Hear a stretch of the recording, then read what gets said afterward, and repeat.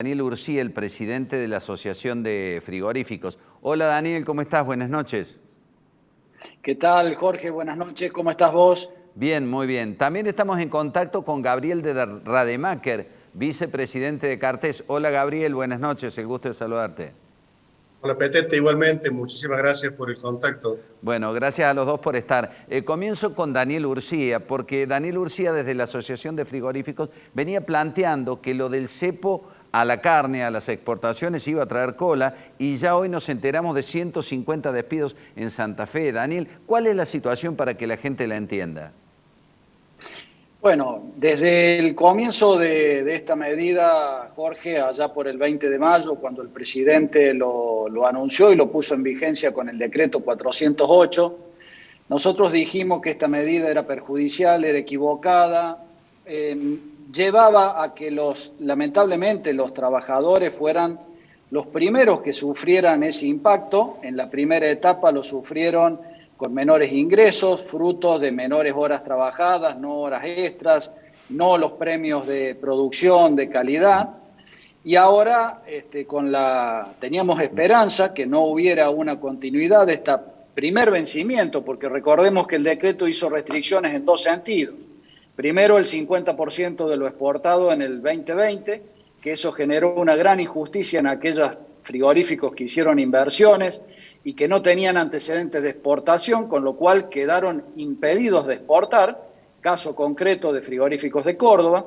Y un segundo momento que son las restricciones a los cortes, que perjudica especialmente a aquellas plantas que tienen un solo destino de exportación, como puede ser China, que ven menguado al 50%, pero reducidos cortes, que no pueden colocar en el mercado interno y que tenés que ocasionar gastos en frío para mantener esos cortes, que para en algún momento poder exportarlo. Con la prórroga tal como estaba de esta medida y sin solución a lo que te explico, indudablemente las empresas tienen que seguir haciendo reingeniería para reducir los costos por la sobrevivencia de la empresa. En esa reingeniería aparecen estos casos donde habría una suspensión o cesantía o despidos de 150 trabajadores en una empresa de Santa Fe, como todos hemos leído la noticia, y también debemos decir que en otras empresas está habiendo también ese análisis, esa reingeniería. Se va a buscar por todos los medios evitar, porque formar un trabajador de la carne lleva mucho tiempo, es un capital en recursos humanos, los empresarios nunca quieren llegar a tomar esa decisión, pero este contexto lamentablemente obliga y terminan sufriendo los eslabones más débiles, como en el caso de las empresas, a las grandes las agarras mejor paradas y a las pequeñas lo sufren más. En el caso de los eslabones, el trabajador es el eslabón más débil y puede llegar a sufrir las consecuencias aunque uno no lo quiera. Daniel, en algún momento el gobierno esgrimió como argumento válido para el cepo a las exportaciones que la carne estaba muy cara para la mesa de los argentinos y finalmente la carne no terminó bajando por lo que vemos. La carne sigue al mismo precio, los buscó como culpables a ustedes, pero ¿a dónde está el problema entonces? El problema, Jorge, está en el manejo de la economía, de las cuentas. Es un problema de la gestión de gobierno. Argentina tiene problemas económicos desde hace décadas y este gobierno no está exento, nada más que mediante un relato estudiado busca achacar responsabilidades a los sectores privados. El año pasado hubo una ley de alquileres y sin embargo los alquileres subieron. Las naftas subieron, la vestimenta subió, la carne no está exenta, ha seguido el ritmo de los alimentos, la restricción a las exportaciones no va a hacer que tengamos precios bajos, lo único que seguro hace la intervención y la restricción es garantizarse dentro de un par de años carne cara.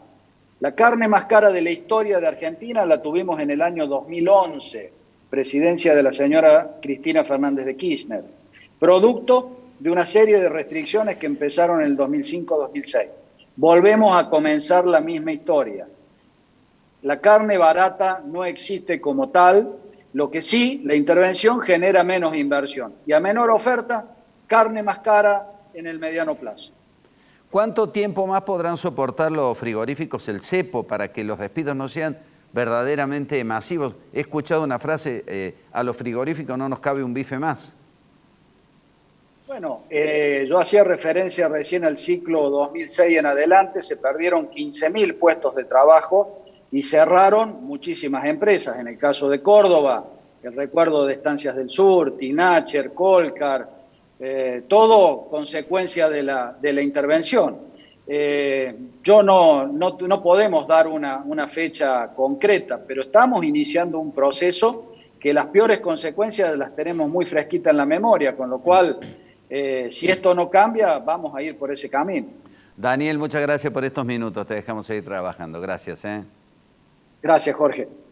Daniel Urcía, de la Asociación de Frigoríficos, su presidente. Por otra línea, por otra vía de comunicación, habíamos saludado ya a Gabriel de Rademacher, vicepresidente de Cartés. Gabriel, ¿has escuchado la exposición de la gente de los frigoríficos? ¿Cuál es tu impresión al respecto? Mira, Jorge, estamos hablando realmente exactamente del mismo diagnóstico. Parecen palabras surgidas desde la boca de la misma CRA. Esto es lo que venimos planteando en cada una de las reuniones que hemos podido mantener con el gobierno, con el agravante de que cuando los productores, al igual que los trabajadores, miramos para atrás, no tenemos posibilidad de trasladar una diferencia de costos. Somos los dos eslabones últimos, los dos eslabones más vulnerables de toda la cadena agroindustrial de la carne. Por lo tanto, somos los dos eslabones más perjudicados. Y esto que planteaba tan claramente Daniel es lo que le planteamos en su momento al presidente, con la sorpresa de que el presidente nos aseguró de que si se daban las condiciones tal cual enuncian en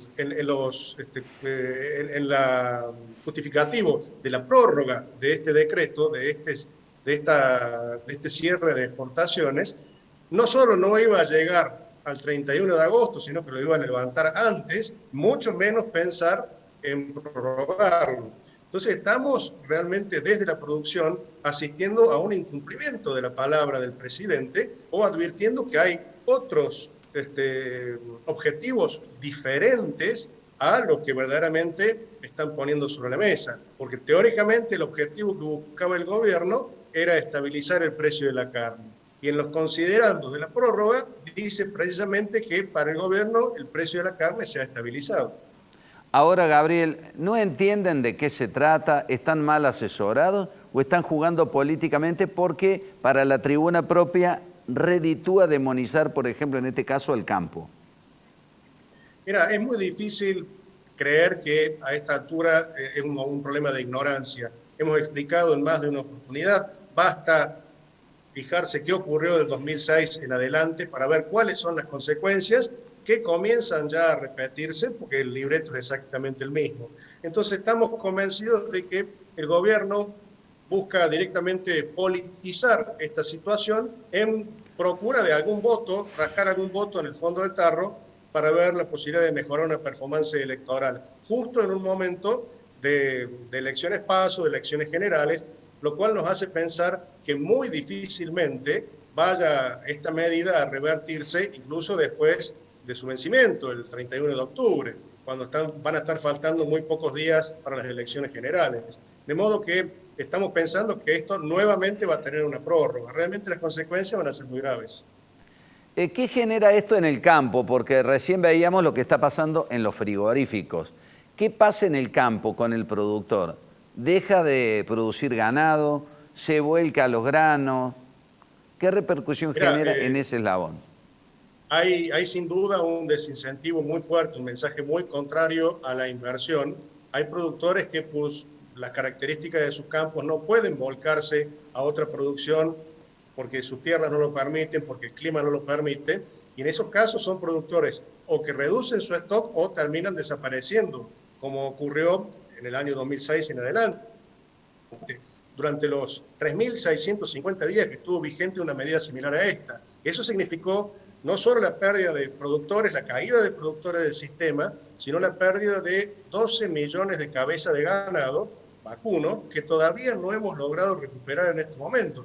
Para tener una dimensión de la pérdida que significó este tipo de medidas, la caída de stock es el equivalente a todo el stock ganadero del Uruguay, que es un competidor directo de nuestras carnes.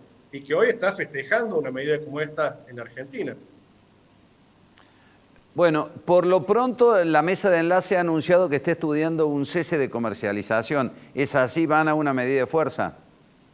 Vamos indudablemente a una medida de fuerza, puede o no ser un cese de comercialización, falta definir justamente la modalidad, el momento, el tiempo de duración. No queremos quedar atrapados en el medio de este proceso electoral, cuanto menos de las PASO, para que ningún sector político pueda tomar esta protesta con alguna intención política y tratar de llevar política para su lado. No queremos que realmente se oculten los objetivos reales de mostrar el enojo que hay en todo el sector productivo agropecuario y mucho menos que se tergiverse el verdadero objetivo de esta protesta. Gabriel, gracias por su tiempo, muy amable con nosotros como siempre. Un abrazo. Muchísimas gracias, Jorge. Un abrazo a ustedes también. Chao, gracias. Gabriel de Rademacher, vicepresidente.